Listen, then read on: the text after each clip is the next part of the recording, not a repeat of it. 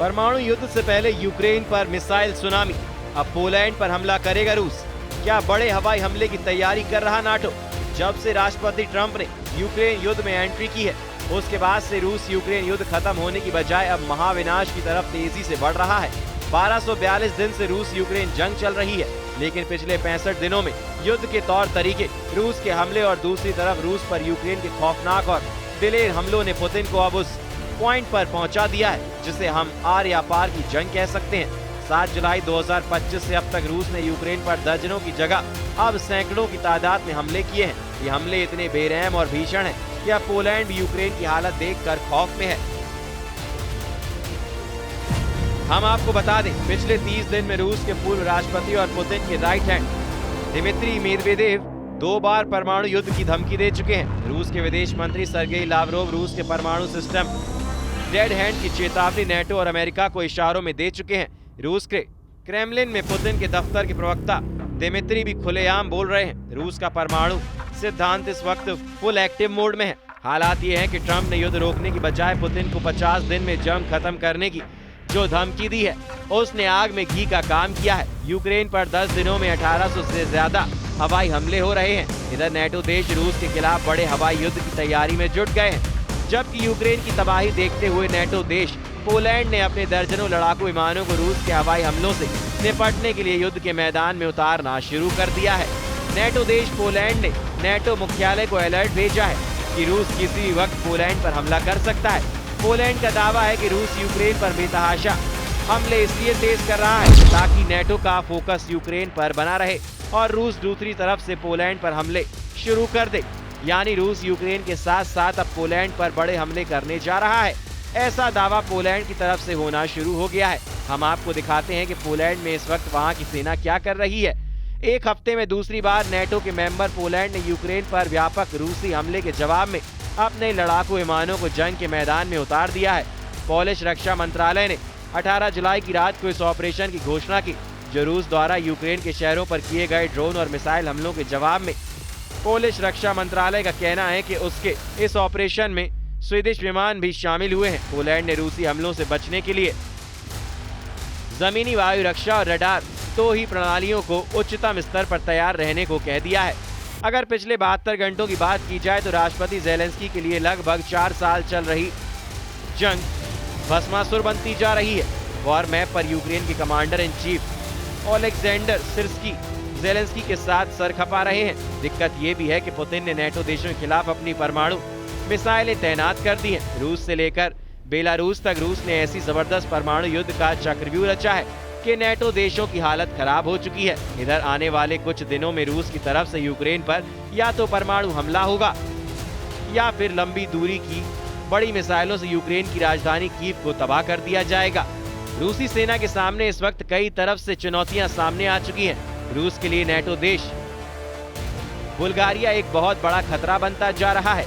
जरा इन तस्वीरों को देखिए। नेटो देश बुल्गारिया में अमेरिका के F-16 जंग करने के लिए उतर रहे हैं। रूस को इस वक्त जरा भी उम्मीद नहीं थी अमेरिका नेटो देश बुल्गारिया को F-16 दे देगा। आप तस्वीरों में साफ देख सकते हैं कि बुल्गारिया में जंग के लिए आए F-16 का शानदार स्वागत किया गया।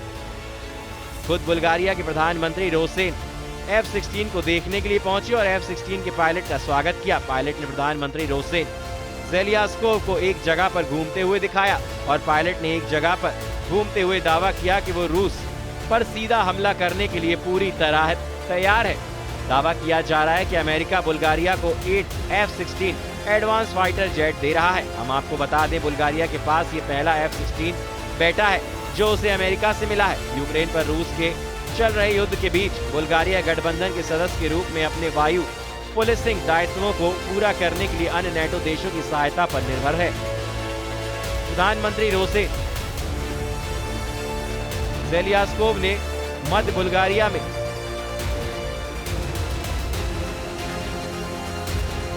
ग्राफ इग्नाटिवो एयरबेस पर पहले F-16 जेट का स्वागत करते हुए कहा कि हम नेटो को आंख दिखाने वाले दुश्मन को धूल में मिला देंगे। बुल्गारिया ने जुलाई 2019 में $1.3 बिलियन में 8 मल्टी रोल F-16 ब्लॉक 70 विमान का सौदा किया था, जिसके तहत उसे F-16 अमेरिका से मिलने लगे हैं। 2004 में नेटो में शामिल हुए बुल्गारिया ने सोवियत निर्मित पुराने मिग-29 जेट विमानों को भी इस्तेमाल करने का फैसला किया है ताकि रूस की एयरफोर्स का मुकाबला किया जा सके। इधर दूसरी तरफ वॉर जोन से आ रही रिपोर्ट के मुताबिक पुतिन ने अमेरिका के राष्ट्रपति ट्रंप को साफ संकेत दिए हैं कि अब यूक्रेन और यूरोप के भविष्य का फैसला जंग से ही होगा। आप पुतिन के खौफनाक इरादों का इसी से अंदाजा लगा सकते हैं कि एक तरफ यूक्रेन ने अमेरिका में बने F-16 जेट और फ्रांस से मिले मिराज 2000 जेट से रूस के कम 11 सैन्य ठिकानों पर हमले किए हैं। वहीं दूसरी तरफ रूस के सुखोई और मिग सीरीज के 200 से ज्यादा लड़ाकू विमानों ने यूक्रेन के खार्किव, सूमी कीव के बाहरी इलाकों पर बेतहाशा हवाई हमले किए हैं। दावा किया जा रहा है कि पुतिन इस वक्त जो जंग कर रहे हैं वो यूक्रेन को ध्यान में रखकर नहीं कर रहे हैं, बल्कि फ्रांस, ब्रिटेन और यूरोपीय और नेटो देशों को टारगेट करके कर रहे हैं।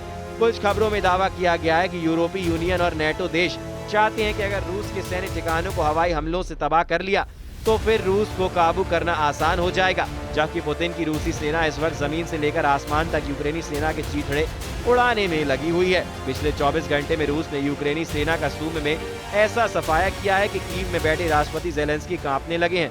वहीं पूर्वी, पश्चिमी और दक्षिणी यूक्रेन में रूसी सेना ने इस तरह से घेराबंदी कर दी है कि अगर 48 से 72 घंटे के अंदर कई मोर्चों पर यूक्रेनी सेना सरेंडर करना शुरू कर देगी। इस वक्त रूसी वायुसेना की सुखोई और मिग सिराज के लड़ाकू विमानों ने यूक्रेन के साथ साथ नेटो देशों के बॉर्डर पर भी गदर मचाना शुरू कर दिया है। हालात ये हो गए हैं कि नेटो देश रोमानियन ने ऐलान कर दिया है कि वो रूस से सटी अपनी 614 किलोमीटर पर F-16 से हवाई हमले करने जा रहा है।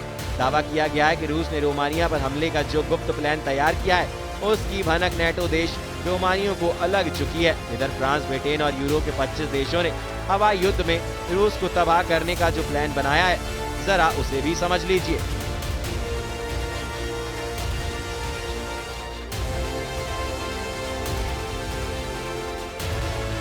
वॉर जोन से आ रही रिपोर्ट के मुताबिक रूसी सीमा से लगे नेटो देश जैसे पोलैंड, हंगरी, रोमानिया और फिनलैंड को रूस की तुलना में जमीनी हमले में 3:1 का घाटा होता है। लेकिन अब मौका रूस के खिलाफ हवाई युद्ध में आता है तो नेटो देशों का पलड़ा भारी नजर आता है। इसलिए जैसे ही रूस ने रोमानिया से सटे बॉर्डर पर यूक्रेनी इलाकों पर हमले किए, नेटो देश रोमानिया ने तुरंत 2 F-16 जेट जंग में उतार दिए। रूस ने रोमानिया सीमा के बगल में डैन्यूब नदी पर एक यूक्रेनी शहर इज़मेल में बंदरगाह पर भीषण मिसाइल, जेट और ड्रोन से हमले किए हैं, जिसके बाद से नेटो देश रोमानिया में हड़कंप मच गया है।